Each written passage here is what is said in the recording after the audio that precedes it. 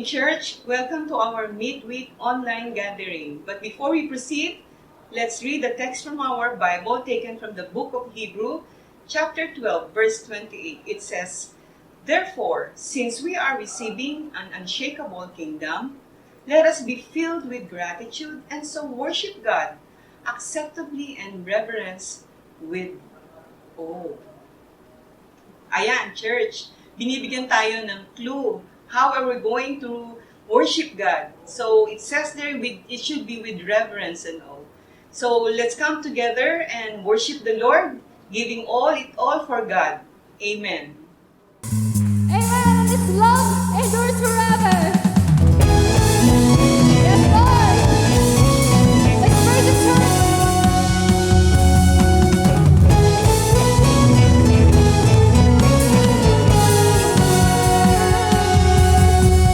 Lord, you are good and your mercy endureth forever. Lord, you are good. Lord, you are good and your mercy endureth forever. Keep up.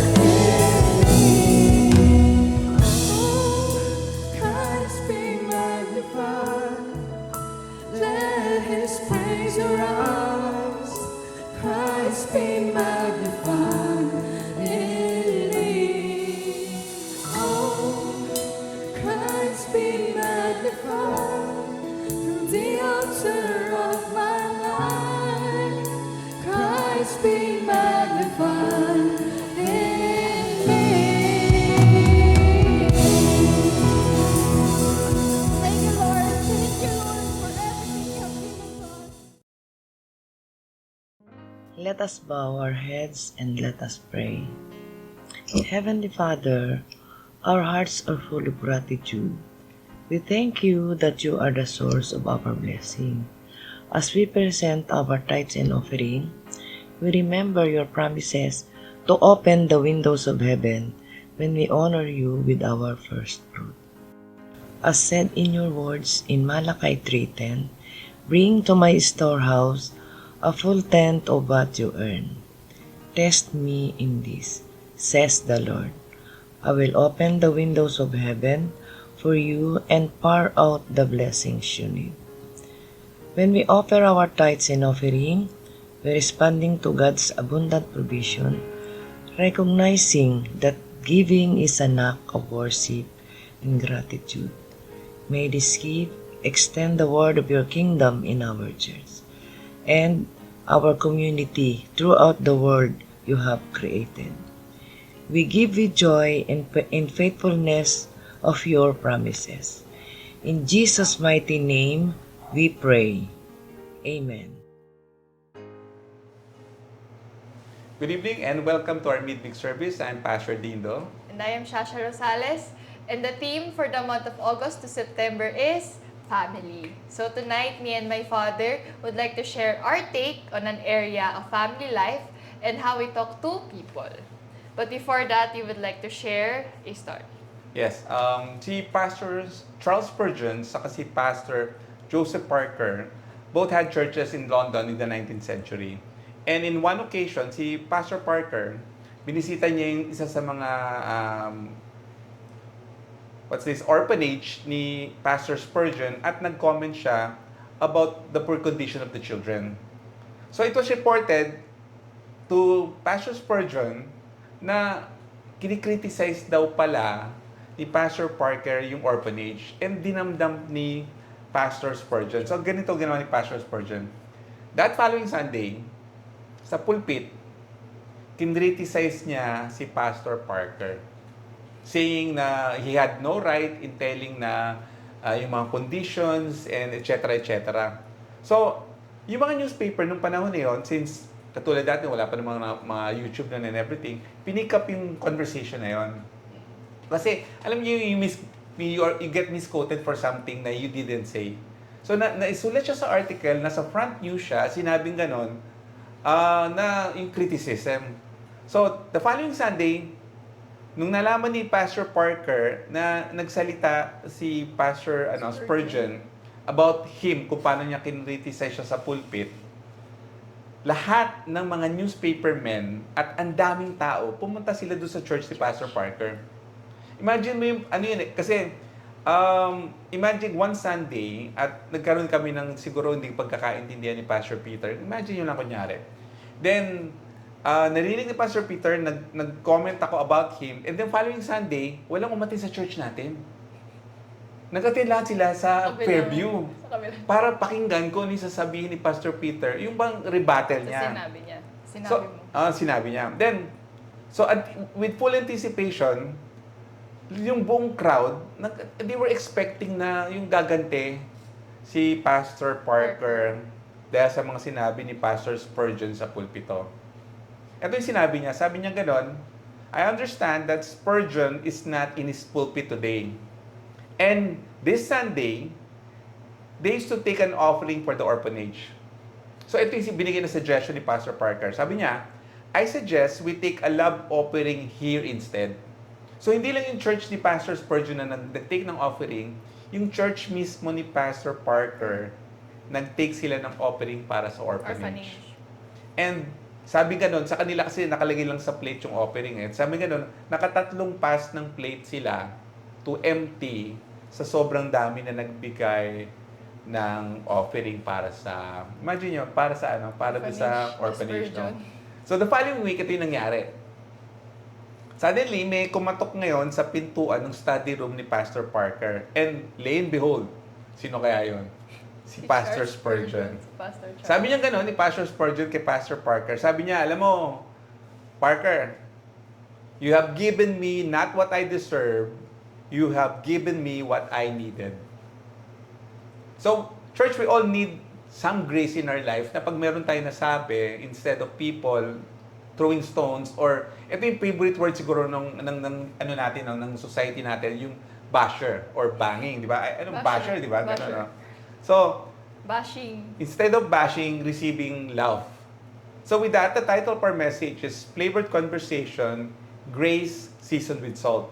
And our text is found in the book of Colossians, chapter 4, verses 2 to 6. And we will be reading from the Amplified Version. So, let's read.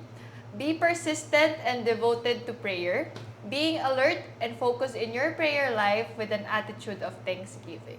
At the same time, pray for us too, that God will open a door of opportunity to us for the word, to proclaim the mystery of Christ, for which I have been imprisoned. Verse 4, that I may make it clear and speak boldly and unfold the mystery in the way I should. Verse 5, conduct yourself with wisdom in your interactions with outsiders, non-believers. Make the most of each opportunity, treating it as something precious. Let your speech at all times be gracious and pleasant, seasoned with salt, so that you will know how to answer to each one who questions you. Let's pray. Nagpapasalamat kami for another night of studying your word. We ask, Lord, and learn from yung aming topic, Lord, how to practice, Lord, grace, and how to flavor our conversations with grace and love, Panginoon. Tonight, move powerfully through your word, through us. In Jesus' name we pray. Amen. Amen. So the writer of Colossians is the Apostle Paul. And he wrote this with the purpose to give warning on the doctrinal error and to encourage them to grow in Christ.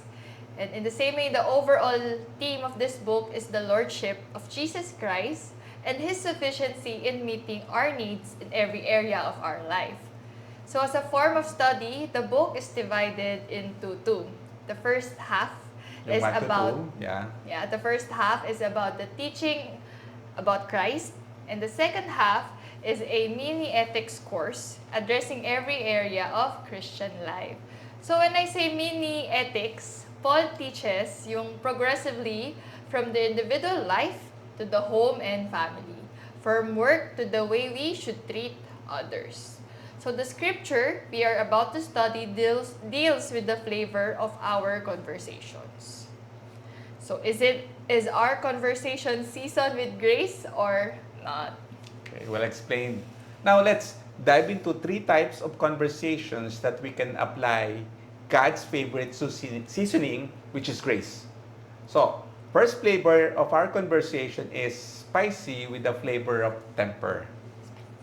If you're not a fan of spicy food, Mahilig ako sa mahilig spicy. siya mga spicy. If you're in the audience at kayo yung for the first time you're appreciating Korean foods or anything spicy and accidentally na you ate something na yung bang medyo parang nabigla ka na parang sobrang anghang, no?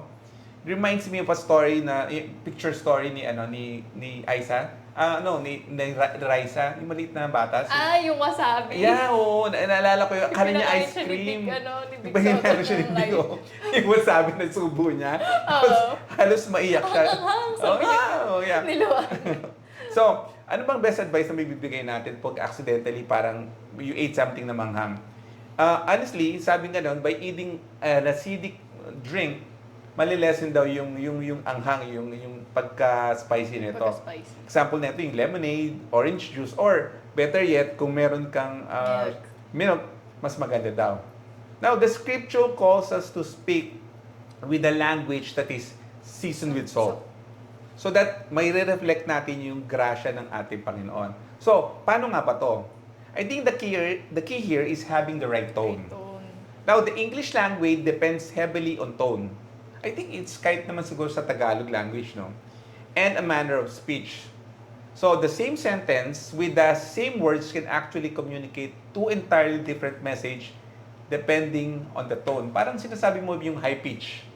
Parang sinabi mo, pakikuha mo ngayon. Pakikuha nga. Yung medyo tingnan high pitch, no? Kunin mo nga yun. Kunin mo nga yun. Yung gano'n, no? Siya, do you have a story to share ba kung ano man? Maraming experience, eh. Do you want to add something? Okay, so aside from the right tone, James gives us a heads up on our response to spicy people who have a bit of temper. Ayan na lang, dito na lang ako mag-share. Oh, yeah.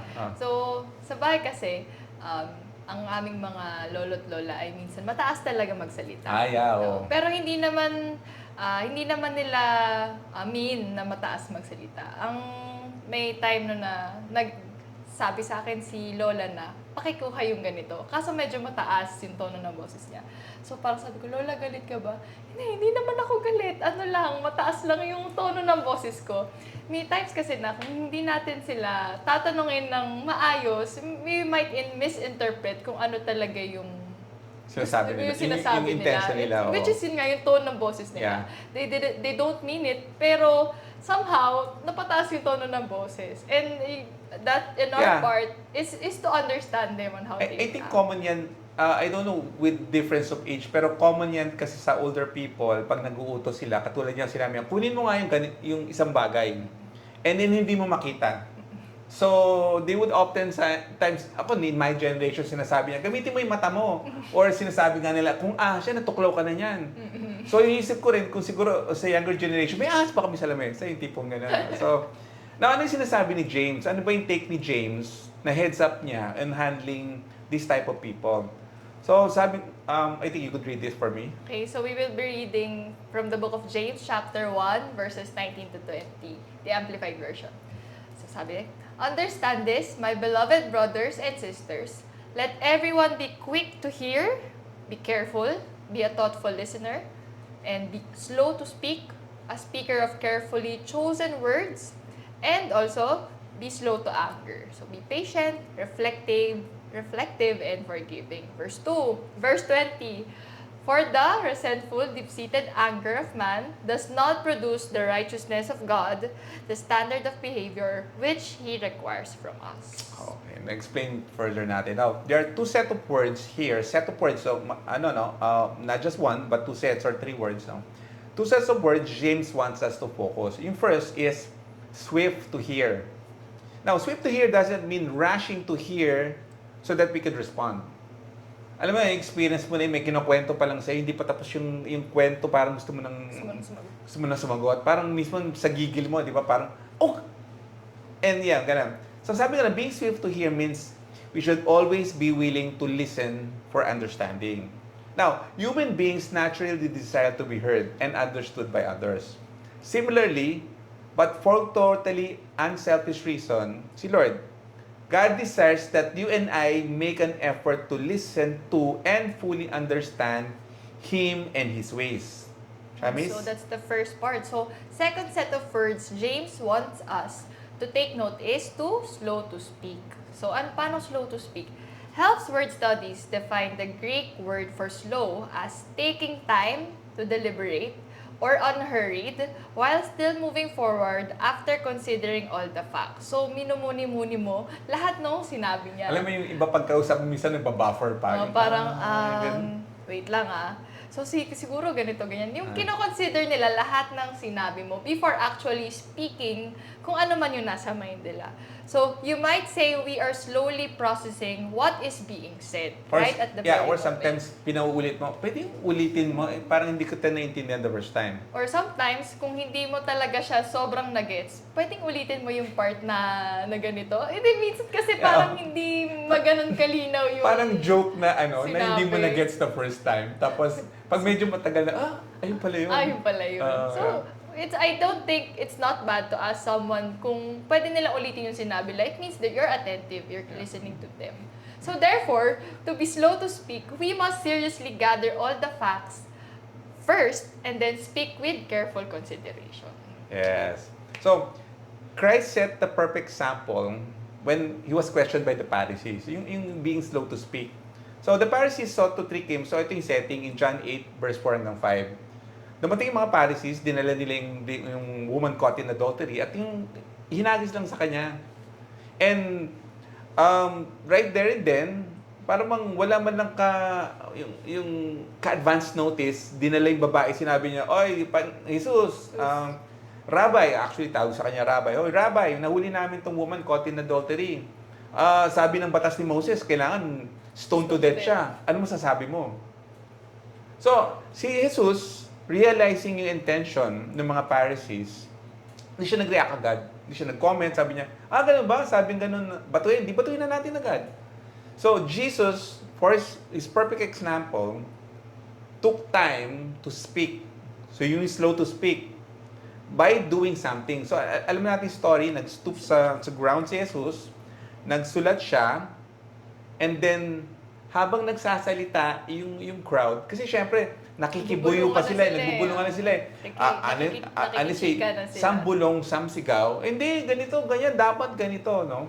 I think it's also familiar, common sa atin is that when we get into a situation like sa opisina, and then may ginagawa tayo, stress na tayo. Yung, alam mo, may tinatapos ka, marami nagsasalita, marami nasa paligid, and parang feeling mo gusto mo na lang salang sigawan. Dahil sa sobrang stress mo, I think this was a situation. So, si Jesus, instead of being affected by what's happening sa environment, I think this is a good situation that you would see kung si Lord talaga Lord mo, is that when you're put in a situation na yung environment mo very, very volatile, yung pressure, kasi siguro the night before, hindi ka nakatulog. Papunta sa trabaho, sobrang traffic, lalo na ngayon. Naiwan ka ng LRT, gano'n. Tapos pag nung nakasakay ka na, bigla tumigil yung LRT, yung tipong gano'n. So pagdating mo sa opisina, galit ka na. Mas mainit na ulo mo kasi wala na eh. And then, suddenly, pagdating mo sa opisina, hinagis sa'yo yung mga trabaho, o dapat tapos na yung kahapon pa. I think it's the same situation. So you're tempted to answer back agad, ano ka ba? Yung tipong magalit, no? So, sinasabi ni Jesus dito, you should be slow to speak, processing everything. And then si Jesus nga, sinabi niya, nung nagkakagulo na yung crowd, sinabi niya in John 8:6-7, "He who was without sin among you, let him throw a stone at her first." Siguro may mindset na ganito no? Kunyari, yung office dealing pa rin, hinagis sa yung mga trabaho, dapat tapos na yung deadline niya. Kung sino man hindi nalilate sa inyo, tapusin yung mga requirement na to. No? So, how do we handle spicy and temperamental people? Be swift to hear and slow to speak. So, second flavor of conversation is bitter with a touch of resentment. How do you know if you have become bitter? I think, parang yun yung mga question na parang tatanungin mo and di-deny mo, no? Siya? So, first, syempre, consider how frequently you get irritated, yung nainis ka, or bothered by even the smallest things. Yung parang may nakita ka lang ganyan na ano. Parang, ito, hindi mo ito napunan sa... Buhok na naman yan ni Soya, bakit may buhok sa damit mo? Ang dami-dami ng sapa. Ay. So, when a person becomes bitter, the most obvious effect is on their mood. Kita mo naman minsan yung mukha hindi talaga matatago yung nararamdaman di ba? So, specifically, the bitter person's baseline mood is often angry, disappointed, or irritated. Okay, tatlo yun So, palagi mong titignan. Pag sumakay ka sa trend, tinignan mo yung katabi mo, mukhang galit So, mukhang disappointed. Siguro bitter to. Mukhang irritable. Okay. So, the feelings don't seem to have a clear root, diba? And are difficult to let go. Parang ang hirap i-let go. Siguro share lang ako isang beses. Gutom na kasi ako noon. Naglakad ako ganyan. And usually, hindi ako nagta-tricycle. So, tricycle ako, knowing na ang pamasahe ay 20 pesos lang. Knowing pamasahe 20 pesos Maliit na lang. bagay pa. Maliit na bagay, 20 pesos. So, sumakay ako, sinabi ko, dito po ako bababa ganyan. Malapit lang yun kung tutuusin, kung lalakarin ko, okay lang siya. Tapos, binigay ko yung 20. Ang sabi sa akin ng tricycle driver, ganito na ba talaga yung binabayad mo ngayon? Gutom na ako, nainis na ako. Tapos sabi ko so bumaba ako. Tapos sabi ko, pwede ko naman po dagdagan. Tapos, anong ginawa niya? Hindi, okay lang. Tapos umalis siya, hindi niya na ako pinansin. Nag-drive away na lang siya. Tapos, pagpasok ko ng clinic, kasi may clinic ako after, sabi ko, nainis ako dun sa tricycle driver. Di man lang niya ako pinakinggan. Tapos sabi ko, kung gusto niya pa ng 5 pesos, pwede ko naman ibigay yung 5 pesos. pesos. Ano ba yung Tapos, 5 pesos? ano ba yung 5 pesos, di ba? So, throughout na nasa Sira clinic na yung buong araw mo. siguro mga 5 minutes na yun na hindi ako makaget over. Rant ako ng rant kay mama. Nainis talaga ako dun sa driver. Hindi man lang ako pinakinggan. So, sabi niya sa akin, anak, yung driver, ang dami ng pasahero, ang dami na nakasakay sa kanya, masaya na siya. Ikaw, inis na inis pa rin. Sabi ko, sige na nga. Alam mo, may share of illustration dyan. I think narinig na ng ibang tao. Pero this is worth repeating. Now, madalas yung kinukwento ko ito, the story of two monks. And ipinangalan ko yung two monks na yun, si Monk Dindo sa si Monk Gary. Yung youth pastor natin. I think it's a long story. Ngayon, si Monk Dindo at si Monk Gary, they're on a pilgrimage. And among the things na mga bawal sa kanila is tumingin sa babae or better, worse pa, hawakan. So while they were walking, kailangan nilang tumawid sa isang river. And nung time na yun kasi was in monsoon. So mataas ang river. And may babaeng nag-iintay na tumawid. Hinintay niya bumaba yung tubig sa river, no? So, hindi na natin isipas ni Monk Dindo. Ginawa niya, binuhat niya yung babae. Itinawid niya doon sa river. Tapos binabayan sa kabilang side. So, they were walking for like 3 hours, si Monk Dindo at si Monk Gary. And then finally, hindi na nakapagpigil si Monk Gary. Sinabi niya kay Monk Dindo, sabi niya, alam mo ba, yung ginawa mo kanina, alam mo naman, labag na labag sa atin bumuha. Tumingin nga lang ng babae, labag sa atin, yung pang hawakan siya. So, nag-pause for a while si Monk Dindo at sinabi niya kay Monk Gary, sabi niya, alam mo, yung babaeng yon binaba ko 3 hours ago. Ikaw, buhat-buhat mo pa rin siya. Deep. Okay. So, a simple way, I think this is still yours. A simple way to measure this is to think about the past several days and ask yourself on a scale of 1 being the least and 10 being the most that you are content and positive on how you felt and on average each day. Oh. So, kung being honest ka daw, sabihin mo, from 1 to 10, ang binimeasure natin dito is that yung contentment sa positive scale, no? So, kung 1 to 10 at sinasabi mo, ay, 3 lang ako. Or 2, dahil yung tricycle, pinagbayad ka ng 20, siniwanan Nagbayad ka. ako ng 20, Oh. hindi. So, if you're being honest and your average numbers are 1 or 3, that's a sign of you are bitter. An additional way to measure your bitterness is by thinking about the past several days and ask yourself, you engage in any of the following actions. So, number 1, I think you could read number 2, no? Nakapag-send ka ba ng angry or frustrated email? Or an angry post? Or yung sa message mo sa FB pa, puro rant ka. Yun. Definitely, you're not having a good day. Number 2, ikaw. Number 2, yun. You had a verbal conflict in your personal or professional life. May nakaaway ka sa work, ganun. Or for the smallest things, hindi naman dapat pag-aawayan. Pwede naman madaan sa maayos sa pag-usapan. Nakalimutan mong patayin yung electric fan o yung ilaw. Galit ka na naman. Ganun. Or number 3, had a negative emotional reaction to a stranger you encountered while driving or running errands. Driving talaga yung nakalagay dito. Ito nga yung share ko. I think si Junks na share namin earlier. Ayoko talaga yung mabagal maglakad na tao. Lalo na pag yung rush hour between, ano mong rush hour para? 8 to 9? Ikaw, Junks, anong rush hour para sa'yo? 8 to 9. 8 to 9. You should Or mo- 5 to 6, yung mga ganun. Oh, yan. Kasi mga estudyante, Yeah. kasi mga... Yung aalis ako ng 8, trabaho. tapos papunta ako ng office, papunta ako ng clinic, nagra-ride lang ako ng tren. Ito, isa pa yung medyo, probably na-edge ako, is that sa escalator, gumigit na sila. Samantala, nakalagay naman doon sa escalator, may walk side sa may stand May side. light naman siya. Yung talaga, natitrigger talaga ako. Kasi parang, one time nga, sabi ko, excuse me, as ayaw niyang umalis. Sa harapan ko, alam mo sinabi ko, parang hindi nagmamadali. Pumunta po kayo sa kabilang side. Sabi mo yan. Sabi ko yun.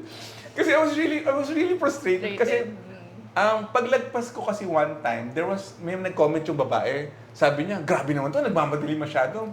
So parang, it was my fault that, na parang na kailangan lang magmadali. Ayan. So, number 4, snap at anyone in response to something said or asked. In putting grace in our conversation that is being pulled to a negative mood. Kasi di ba, ganun yun eh. When you are talking to somebody and meron siyang bitterness or resentment siya, ang tendency nun spiral down eh. Yung conversations nyo, nawawala yung positivity.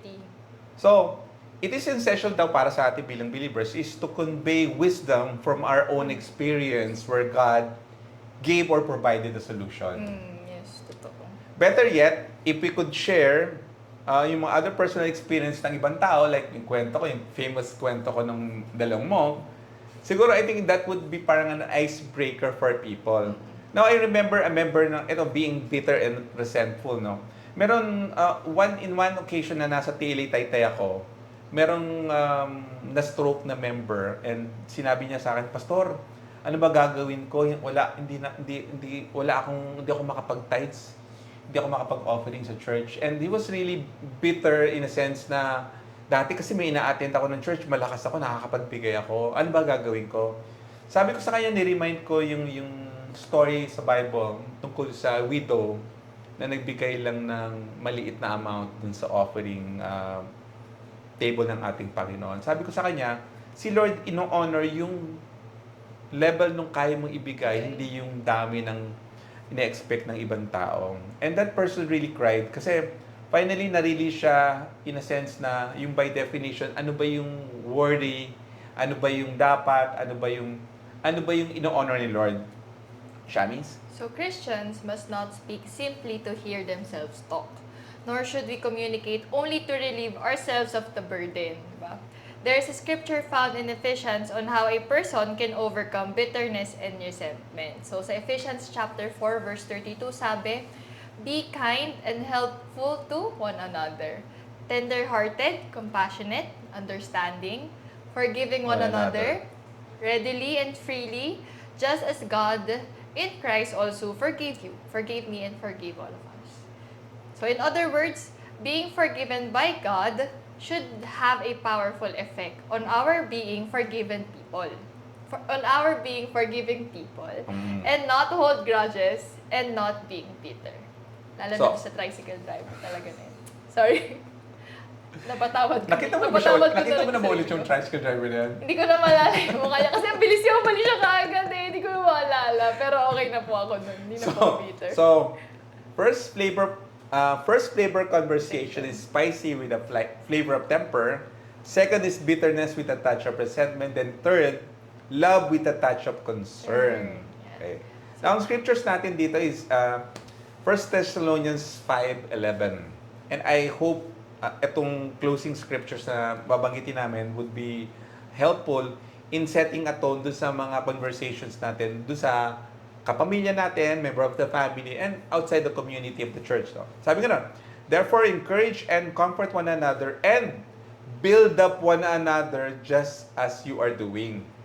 The key to encouraging and building up people, makikita natin yan in the summary po ng ating scripture text, yung kung saan po natin yung sa Colossians in verse 2. Sabi niya ganito, be persistent and devoted to prayer, being alert and focused in your prayer life with an attitude of thanksgiving. So, ang pinopoint out dito is that if you're a person who lacks prayer, or yung focus ng buhay mo is it's more in hurrying, nagmamadali ka, trying to catch things, trying to just working, yung going through yung everyday na yung grind. And without being focused dun sa attitude ng prayer life mo, kasi when you focus on God, you focus on Him, not yourself. I think that yun yung strength nun eh. Kasi when you just focus on what you're doing, ang gusto mo matapos to, I don't care kung ano yung attitude ko while doing it. Ang tendency is that you might not be productively encouraging other people. Baka nga pinipressure mo ibang tao, oy, bakit hindi pa tapos yan? But if your prayer life is good and you're in tune with God, si Lord nangungusap sa'yo, and sabi nga, if you have an attitude of thanksgiving, palaging yung kausap mo, yung level of concern mo, yung nagbibigay ka ng affirmation. And I encourage din sila. Oo. And you could only give affirmation kung merong love and may positive ka na thanksgiving attitude. So, ikaw about you, Shasha. It is very important talaga na we ask God to guide us throughout the day and even the coming days. Kasi minsan may mga araw talaga na iba yung gising mo. Hindi mo naman kakaila sa sarili mo na may araw talaga na hindi ka din okay. So, the one thing na we should always remember is to pray that God will guide you through these conversations. Kasi at the end of the day, ang pinaka goal natin is to give glory to Him. And when we show other people, hindi dahil gusto mo lang ipakita of good works, gano'n. But we show other people na it is His glory na we are able to show understanding to someone, encourage someone throughout the day, and to even give yung patience na minsan kasi ang hirap maging patient, hindi ba? Hindi, I think ano din ang sabi nga ano ba yung greatest commandment? Is to So love God and to love love your neighbor as yourself. Oo. So, those are difficult things to do. Especially pag katulad ayan, sabi ko nga may mga araw talaga yung gising Pa lang. Yeah. Meron kasi yung pagod ka isang araw, meron yung isang linggo ka ng pagod, meron yung isang buwan ka ng pagod. Yung may mga ganun yung talagang and you're all focused about yourself. Loving yourself, which is sabi nga nila yung self-care ba yun? Self-care. But to be positive at the same time be biblical is that loving yourself nire-require ni Lord to love others as yourself.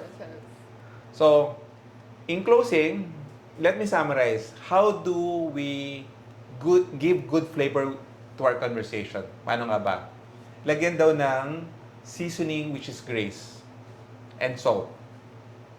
Know to handle spicy people by showing love and concern for them. Yeah. So I hope nakatulong po yung ating message ngayong gabi. And kung kayo po yung mga binanggit namin na spicy and temperamental people, Minsan tayo din yun. minsan kami rin po yun. And we would like to pray for those who are watching us online na magpatuloy po tayo in our Christian journey. So let's pray. Panginoon, nagpapasalamat kami, Lord, for another opportunity to study your word, to share your word to people, Lord, and to share our experience, your experience, Lord, that alam ko, Panginoon, binibigay mo sa amin so that we could honor you and also give example to people in how to overcome, Panginoon, yung mga situations that are getting offhand, nagpapainit ng ulo namin, so that we could become better Christians, Lord, in our journey towards you, to be like you, to be Christ-like. At ngayong gabi ito, Panginoon, we just extend our prayer to those who are watching us online. If ever there are people who are sick, panalangin namin, Panginoon, is Lord, ipuin mo sila, Panginoon. To those, Lord, na magpapa-check up ngayong week na to, magkakaroon ng annual physical exam, or for anything, Lord, na may mga concern sila, Panginoon, samahan mo po sila, Panginoon, as they go to the doctors, Lord, that holding their hand, Panginoon, and affirming to them, Panginoon, na kung ano man ang magiging findings, whether that would be so positive or negative ang findings, Panginoon, ang panalangin namin, Panginoon, is that sasamahan mo sila, Panginoon, sa mga pagdadaanan nila sa buhay na to. Lord, salamat that mayroon kaming Diyos na tatakbuhan, sandigan namin, Panginoon, at nakikinig sa aming mga, Lord, greatest concerns in life, Panginoon. Knowing, Lord, na walang malaki o maliit na bagay sa iyo, Panginoon, dahil lahat nito kaya mong, Panginoon, sagutin sa panalangin namin, Panginoon. So Lord, tonight, we end another midweek service, Lord, at salamat, Panginoon, sa pangalan ni Jesus. Amen and amen. Church, good night. He is Lord, He is Lord, sings my soul.